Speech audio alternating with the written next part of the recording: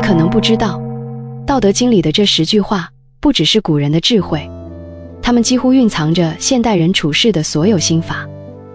第一句，飄風不終朝，驟雨不終日，意思是再猛烈的大風也吹不過一早晨，再磅礴的大雨也下不了一整天。你要深刻明白，凡是来得猛烈的事物，往往都缺乏持久力。生活中那些令你恐懼的東西，無論是壞運氣、倒霉事，還是情緒風暴，外界打擊，都如同狂風暴雨一般，來得快，去得也快。雖聲勢浩大，但耐力不足。這句話其實是在提醒你，不要被一時的困境嚇倒，不要被短暫的低谷壓垮。要相信，沒有一個冬天不可逾越，沒有一場風暴會永遠持續。老子在後面還說了一句更為關鍵的話：天地尚不能久，而況於人乎？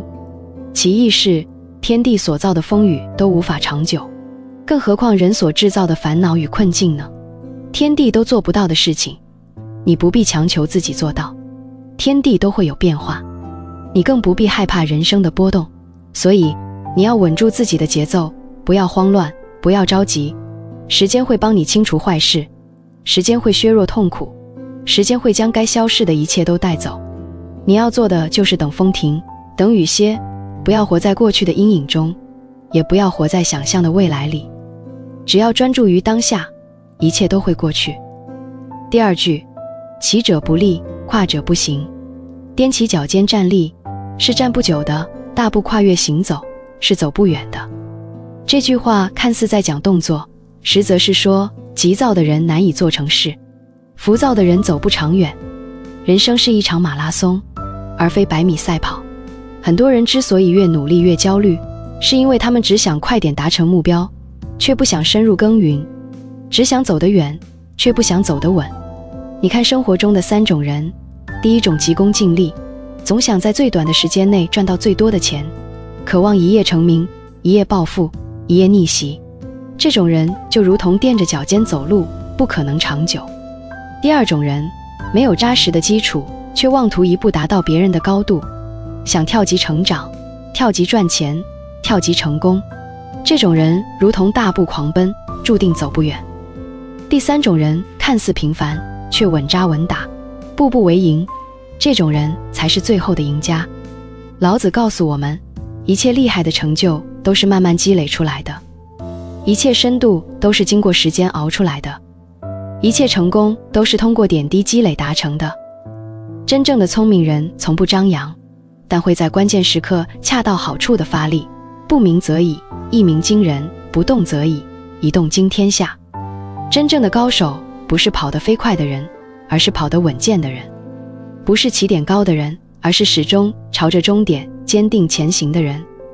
第三句，天下難事必作於易，天下大事必作於細。所有難事都要從簡單的部分入手，所有大事都要從細微之處着眼。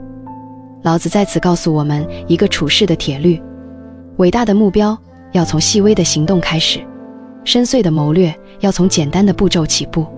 很多人之所以失敗，並非目標不夠高遠，而是因為他們輕視小事，長久忽略基礎，認為眼前之事無關緊要。他們口口聲聲說着大格局，實際卻連打掃屋子這樣的小事都做不好。正如一屋不掃，何以掃天下所言，這是老子與孔子最為默契的一次共識。真正能成大事的人有2個特點：一是抬頭看天，明確自己的遠大方向，心有鴻鵠之志；二是低頭看路，清楚腳下的每一步該如何走，不忽視細微處的謹慎。所以不要小看手邊的事，不要輕視腳下的路，不要忽略當下正在做的事情。細節並非小事，而是開啟大事的入口。第四句，夫唯不爭，故天下莫能與之爭。不爭並非懦弱，而是一種格局極高的競爭方式。愚蠢的人爭強鬥狠，非要爭出個輸贏；聰明的人不爭一時之氣，不爭眼前之利，因為他們明白，爭得越多，輸得越快；越急於爭，輸得越徹底。老子用了一個很形象的比喻，人就像杯子裡的水，爭就如同攪動，攪動得越多，水就越渾濁。杯中的水越攪越亂，越攪越不清。而不爭的智慧是讓杯子靜下來，使渾濁的雜質沉澱。所以請記住，不爭反而能贏得更多，不搶反而能得到更多，不急反而能走得更遠。你不爭，別人爭，別人就會疲憊；你不搶，別人搶，別人就會慌亂。一個成熟的人是安靜、智慧且沉穩的。人生的最高境界就是不爭不搶，不急不慌，不吵不鬧。如此，歲月自會給予饋贈。第5句，夫輕諾者必寡信，多議者必多難。隨口答應的承諾往往最不可靠，看起來過於容易的事情往往最難做好。老子讓你記住一個底層原則：越容易說出口的話，越難兌現；越看似簡單的事，越需要懷有敬畏之心。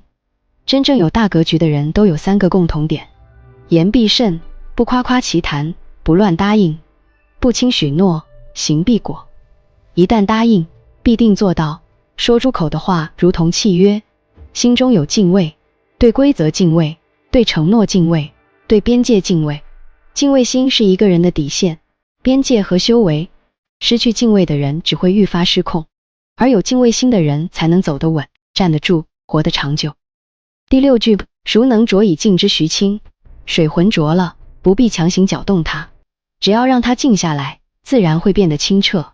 人心亦是如此，事情越亂，越不能着急；情況越複雜，越要靜下心來。古人云：靜能生定，定能生慧。智慧並非在喧囂中產生，而是在安靜中孕育。當你煩躁焦慮，事情一團亂麻的時候，你要做的絕不是盲目行動，而是暫時停下來，讓內心平靜下來。因為當你靜下來，會發現情緒逐漸消散，問題自動分層，方向也會變得更加清晰。這就是老子無為而治的核心心法，用沉靜的心去解決複雜的問題。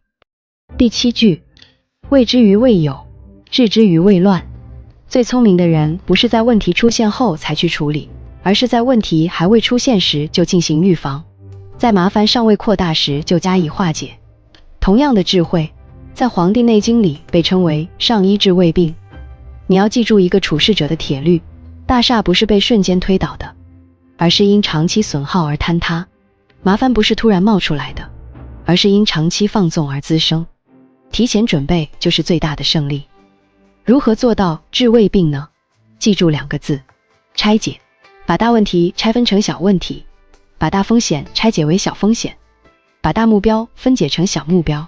正如大師所說，好的戰略是一場又一場必贏的小戰役。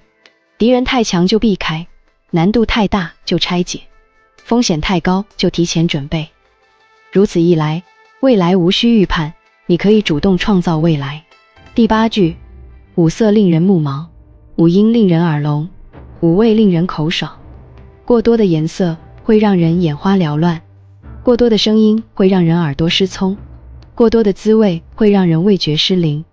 這句話在現代社會尤其重要，因為我們正處於一個信息爆炸的時代，同時也是干擾最多的時代。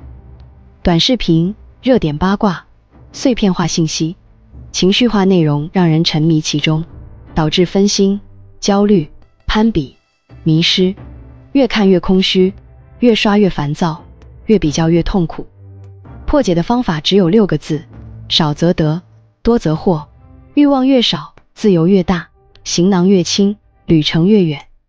真正厲害的人，從來不是慾望繁多的人，而是能夠控制慾望的人。因為無欲則剛，少即是多。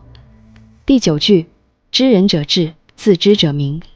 看透別人是一種智慧，看清自己才是真正的覺悟。人生中99%的錯誤都源於自以為是這4個字。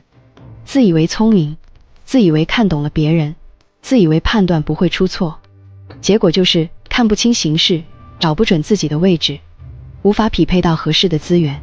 李世民說，以銅為鏡，可以正衣冠；以古為鏡，可以知興替；以人為鏡，可以明得失。